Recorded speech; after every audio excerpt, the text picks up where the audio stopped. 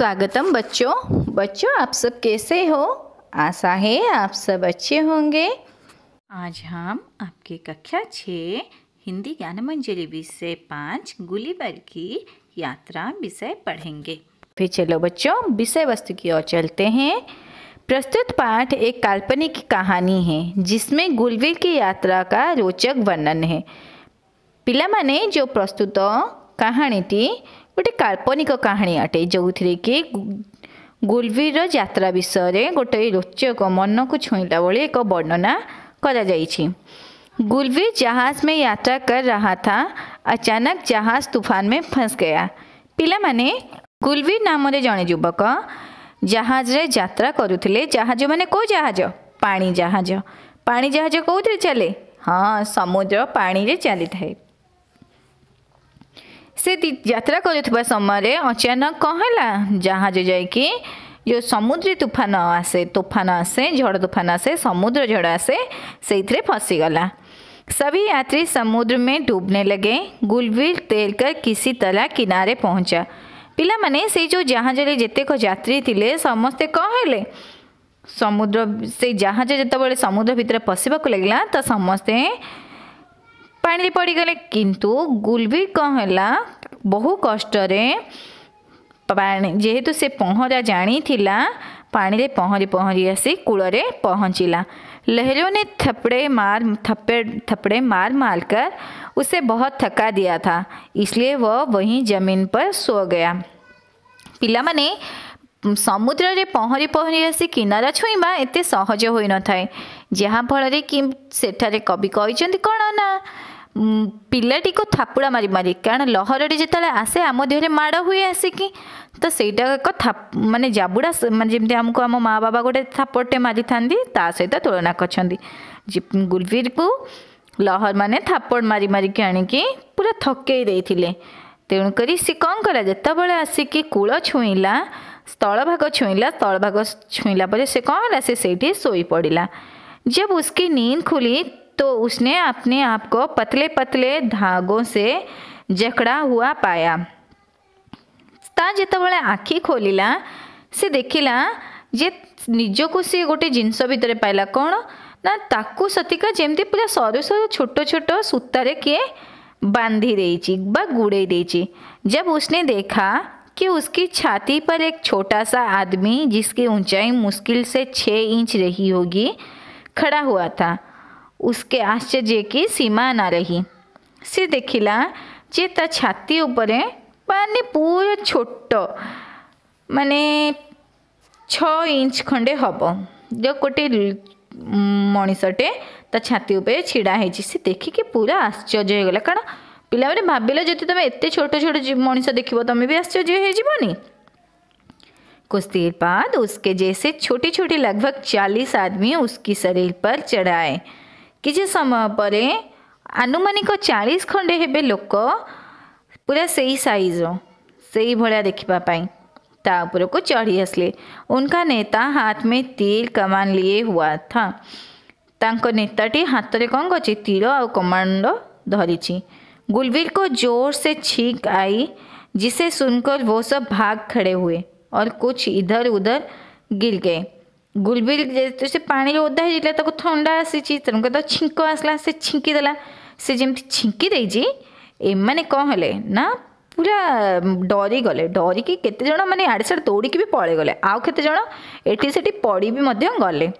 किंतु थोड़ी देर में वह सब फिर इकट्ठे हो गए। किंतु पुणी कौन है किसी समय पर से माने समस्ते पुणी एकाठी हो गले। उनमें से एक ने अपने हाथ ऊपर उठा लिए और जोर से चिल्लाया, हेकिना देगुल। भितर जड़े कौन कला हाथ तो पूरा ऊपर को उठेदेला। उठे कि जोर चिल्लेबाक लगला, हेकिना दुगुल माने कौन से गोटे कहला हेकिना देगुल। उसके पीछे खड़े सभी छोटे कद वाले आदमियों ने इसी आवाज़ को दोहराया। गुलबीर की समझ में कुछ न आया। तब से लोकटा जिते हेकिना देगुल कही पछपटे था सब छोट छोट लोक मैंने से माने भी से कथा को बारंबार कहवाक लगिले। गुलबीर ये सब किसी बुझी पार न था। उसने उठने की कोशिश की कि जिससे वो धागे टूट गए। जिनसे उसे बांधा गया था। जेतेबेले से उठिबाकू चेष्टा कला सेतेबेले कौन कले माने ताकू जो सरू सरू सूतारे बंधा जाइतिला से गुड़िक छिड़ी गला। गुलवीर की समझ में आ गया था कि जिन्हें वो धागे समझ रहा था वास्तव में वो उनके लिए रस्से थे। गुलवीर सेडू धीरे धीरे बुझीगला जे कौन जे ये जो गुड़े को छोट छोट सूता भाबुला से छोट छोट सूता गुड़िक एमानक पई कौन थिला गोटे गोटे रस्सी थिला। जैसे ही गुलवीर उठकर बैठा उस पर तीरों की वर्षा होने लगी। जेमती गुलवीर उठिकी बसीची ता उपरे माने जनक पर जड़े तीर मारी चलिले जमीती कि तीर गुड़िकर वर्षा होची। तीरों से उसे विशेष नुकसान नहीं पहुंचा लेकिन वो सुई की तरह चुभते थे। माने तीर गुड़िक ता देहरे बाजी पारू तो किसी बेसी क्षति है किंतु जमी छुंची बाजीगले पिला माने काटे नहीं ताकू से ही भाया अनुभव है। अंत में गुलवीर ने हार मानने का अभिनय किया। माने पूरा शेष गुलवीर कौन कला हार जमती कि सी हारी जाइए से भाया अभिनय करने लगिला और फिर से लेट गया। पुणी कौन है सोई पड़ला। ये देख छोटे कद वाले आदमी बड़े खुश हुए। एटा देखिकी जो छोट छोट कद माने कौन छोट छोट जो हाइट लोक मैंने उच्चतार लोक मैंने बहुत खुशी हो गले। उन्होंने तीर बरसाना बंद कर दिया। से मैंने सब कौन कले जमी देखले हारिकी तले पड़गला आउ ताकू तीर मारिलेनी। थोड़ी देर बाद गुलवीर के पास ही उन लोगों ने एक मंच बनाया। माने किसी समय भीतर ही गुलवीर पाखापाखि से गोटे मंच तैयारी करदे। उस पर एक व्यक्ति भाषण देने लगा। ता ऊपर बसी गोटे लोक कौन गला भाषण दबाकू लगिला। गुलवीर को विश्व की अनेक भाषाएं आती थी किंतु इस भाषा को वो समझ ना सका। गुलवीर जो लोकटी से पढ़ी थिला ताकू दुनिया प्रायतः सब भाषा मालूम किंतु ये जो भाषा से सब कथा होतिले से भाषाटी ताकू जना नथिला किंतु इस भाषा को वो समझ न सका। गुलवीर ने अंग्रेजी बोलकर अपनी बात समझानी चाहिए पर वहाँ ये भाषा समझने वाला कोई ना था। गुलवीर से बहुत चेष्टा कला जे सी ता निज कथाटा जैसे किए कौन केमी एठिक आसी पहुँचला कौन है से सबू किसी से इंग्लीश द्वारा इंग्लीश भाषार साहाय्य नहीं कि तार मनर भावना तार कथा गुड़िक से पाखरे पहुँचाइबा चाहिला किंतु सेमानकु मध्य इंग्लीश भाषा बुझा नथिला। सेमाने मध्य इंग्लीश भाषा बुझी पार नथिले।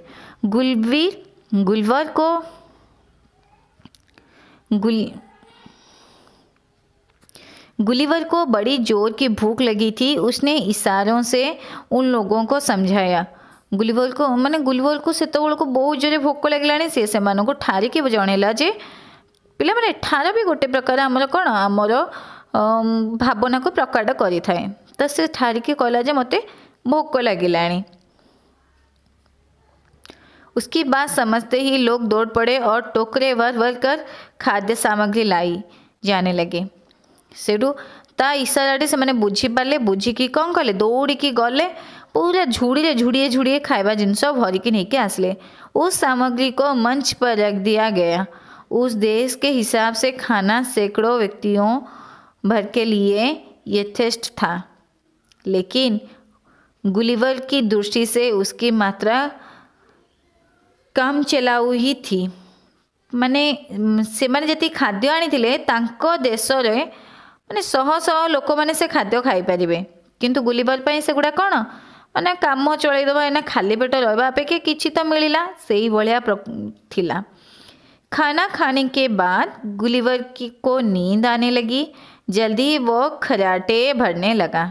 जेमती से खाद्य खाई देइछि एत परिश्रम कर समुद्र भितर पहरी आसला ना ताको हालिया लगी से कौन कला से शोई पड़ा। पिला माने शोई बेले देखि केमती खराटे मारती तो यहीपरि भाव से खराटे नबाको लगिला। वहाँ के निवासी जहाज बनाने में बड़े निपुण थे। सेठिकार जो माने सब रहती बसवास करते जमती आम भारतीय भारतवासी सेमती से जो टापुरे जो माने रुहंती से माने पानी जहाज बनेबारे पूरा धुरंधर थिले। ऐसी ही एक गाड़ी में गुलवीर की बेहोश शरीर को लादा गया। सेमती गोटे गाड़ी से मैंने तैयारी कले जोटा पानी भासुथिबो सेइथिरे कोन कले गुलिवर शरीर को लदी देले। गुलिवर सेमती तो बेहोश होगी पड़ी ताको सेइथिरे लदी देले। गाड़ी को खींचकर राजमहल तक लाया गया। राजा ने स्वयं गुलिवर की अगवानी की। पिला माने जेत से गाड़ी रे सुआई की कौन कले ताको राजा का दरबार पर्यंत आनिले। आनिकी सेठारे ताको कौन कले ना सुआइबा पाइका चेष्टा ताको आनिकी सेठारे पहुँचाइले। राजमहल पाखरे पहुँचाइले। पहुँचाइकी राजा को सामने रे ताको कौन कले प्रकट कले, स्वागत जनाइले। राजमहल के निकट ही एक विशाल मंदिर था जो गुलिवर के लिए सबसे आदर्श जगह थी। राजमहल पाखापाखि गोटे बड़ मंदिरटे थिला जो गुलिवर जी जाइतिला ता पाइंगा से जगह उपयुक्त बोली से मैंने मन कले। उसका द्वारा 4 फीट ऊंचा और 2 फीट चौड़ा था। तार से द्वार ऊंचा केते थिला ना 4 फीट आउ चौड़ा केते थिला 2 फीट। उस पर गुलिवर के पैर बांध दिए गए। साथ ही कौन कले गुलिवर कोड़ों को बांधी देले। पैर में बंधी जंजीरों के बावजूद गुलिवर को थोड़ा झुककर मंदिर के अंदर जाने में कोई असुविधा नहीं हुई। माने ता गोड़े बंधा जाइथिबा जंजीर सत्वे भी ताकू नई के मंदिर भीतर को जिबारे कौनसी असुविधा हैलानी। वो लेट कर आराम करने लगा। से कौन कला लंबा है कि टिके आराम करने को लगला। लेटे लेटे उसे घर की याद आने लगी। ताकू से गड़ी गड़ी के घर कथा मन पड़ला। गुलिवर ने चिकित्सक की हैसियत से अबाविल जहाज पर 3.5 साल गुजारे थे। माने से जड़े डाक्तर थिले तो से डाक्तर ये पाई से जो जहाजटी थिला कौन अबाविल जहाज रे 3.5 वर्ष काटी थिले। उसने मेरी नाम की लड़की से शादी की थी और लंदन में एक मकान भी खरीद लिया था। पत्नी इंग्लैंड में रहकर घर की देखभाल करती और वह देश विदेश घूमता फिरता। तो सी कौन कले मेरी नाम रे गोटे झील थिला जहाकू कि गुलिवर विवाह करथिले। आ मध्य कौन लंदन रे गोटे घर किणिथिले आ सेठी से रहुथिले तांका सहित तांका धर्मपत्नी सहित। तांका धर्मपत्नी कौन करती घर कथा बुझंती। आ जेहेतु ये पानी जहाज रे काम करथिले सदाबले ए देश रु से देश को यात्रा करुथांती। थोड़ी ही देर में गुलिवर को नींद आ गई। जब वो जगा तो ताजगी महसूस कर रहा था। ठीक किसी समय पर ताकू निंद पलि आसला। से पुणी शोई पड़ला। जिते से उठिला ताकू टिके माने भल भल अनुभव है टिके भल लगिला।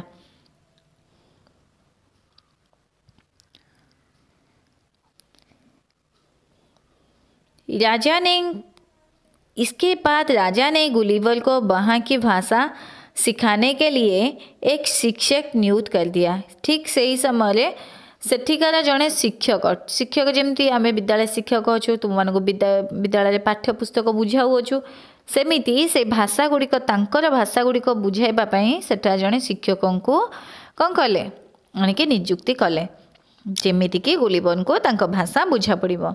कुछ ही दिनों में गुलिवर को वहाँ की भाषा का काम चलाऊ ज्ञान हो गया। पूरा न आसिले भी काम चलिला भलिया ज्ञान पळे आसला। अब उसके लिए राजा से तथा अन्य व्यक्तियों से बात करना आसान हो गया। जेतेबेले ताकू टिके काम चलिला भली भाषार ज्ञान पळे आसिला से जानि पाला जे नाई मु एथर राजा और अन्य मानक सहित ताकू कथा हबा पे सहज होई गला।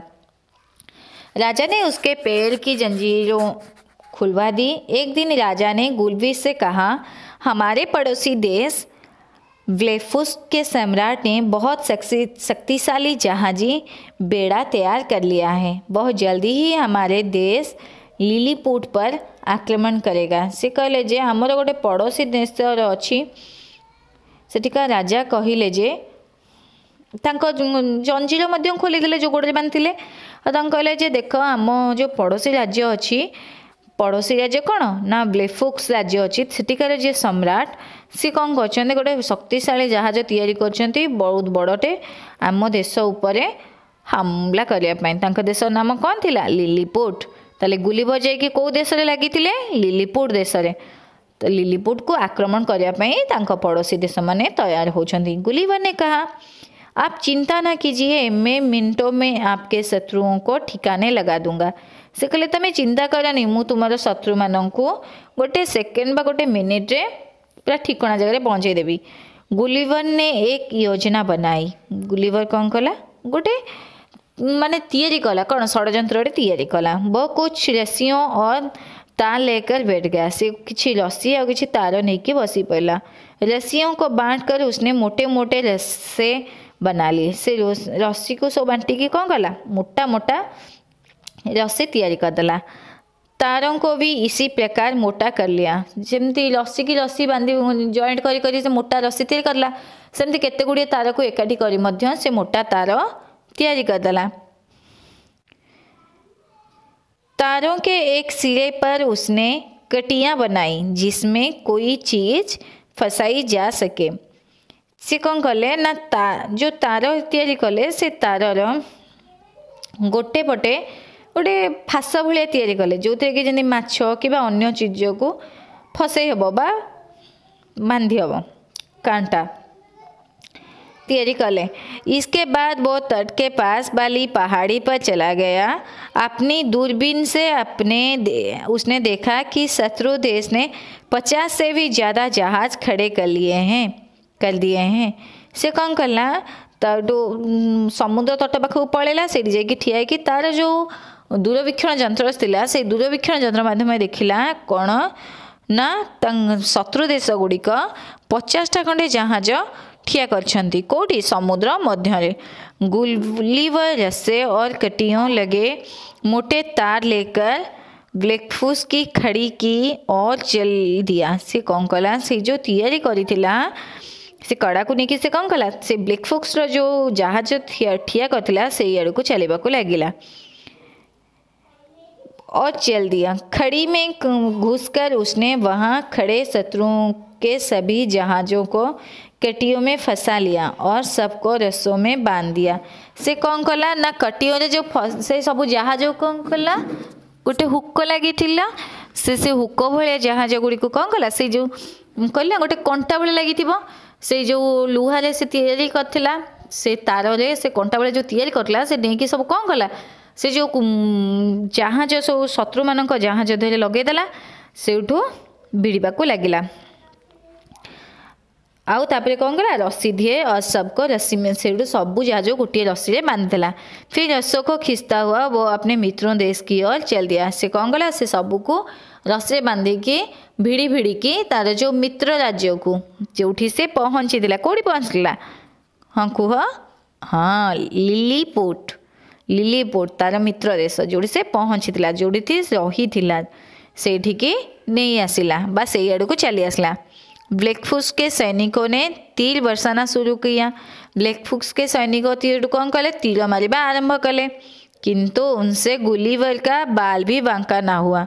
किंतु से कौन गुलिवर माने मुंड चुटीटे भी बंका है नहीं, क्योंकि उसने चमड़े की जैकेट पहनने रखी थी। कहीं ना से कौन करथिला चमड़ा तैयारी जैकेट पिंधि रखी थी। जब गुलिवर लिलीपुट पहुंचा तब उसके स्वागत के लिए वहां राजा और अन्य दरबारी मौजूद थे। जेतेबेले गुलिवर लिलीपुट तट जाई पहुंची गला से माने कौन कले गुलिवर स्वागत करबा पाइंका राजा और अन्य दरबारी माने सेठारे उपस्थित थिले। गुलिवर ने आवाज लगाई। गुलिवर से आवाज लगेला डाकिला लिलीपुट के राजा की जय। गुलिवर से जो चिले कौन कहला लिलीपुट राजा जय हो। सारी प्रजा ने एक स्वर में कहा लिलीपुट के राजा की जय। सेठू सबू प्रजा माने गोटे स्वर में से एका कथा कहबाको लगिले। कुछ दिनों बाद गुलिवर ने राजा से स्वदेश जाने की अनुमति मांगी। एमती केते दिन कटिगला परे लिलीपुट राजा को ठारू गुलिवर अनुमति मांगले जे मु मोर स्वदेश को फेरिबा को चाहूची। राजा ने अनुमति दे दी। राजा मध्य कौन कले अनुमति दे देले। शीघ्र ही उसे उसके देश का एक जहाज मिल गया। ताको शीघ्र ही निज देशर गोटे जहाजटीए मिलगला। जहाज के नाविकों ने गुलिवर को जहाज पर बैठा लिया। जहाजर नाविक मैंने गुलिवर को जहाज उपर बसईदेले और साथी नहीं गले। तो पिला माने यही जो विषय यही जो आम कहानीटी पढ़िल ये कहानीर लेखक थे किए ना जोनाथन स्विफ्ट। जोनाथन स्विफ्ट की चिंताधारा यहाँ पे बहुत ही ऊंची है, जो इन्होंने इतनी अच्छी कहानी हम सब के लिए बनाए हैं।